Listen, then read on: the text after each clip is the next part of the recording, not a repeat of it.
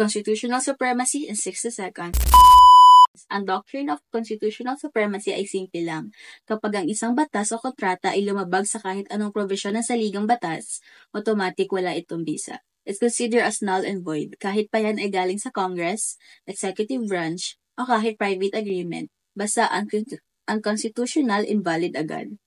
Ang example nito ay ang kasong Angara versus Electoral Commission. Sinabi ng Korte Suprema na ang Constitution ang final authority. Kung may conflict between ordinary law and the Constitution, ang Constitution ang masusunod. Isa pang halimbawa, Islamic Dawah versus Executive Secretary. Dito idineklara ng SC na unconstitutional ang EO 46 dahil lumabag ito sa Non-Establishment Clause at Free Exercise Clause under Article 3, Section 5 ng 1987 Constitution. Sabi ng Korte, ang pag-declare ng pagkain bilang halal ay isang religious function dahil nakabase ito sa Quran at paniniwalang Islam, kaya bawal ito galawin ng gobyerno.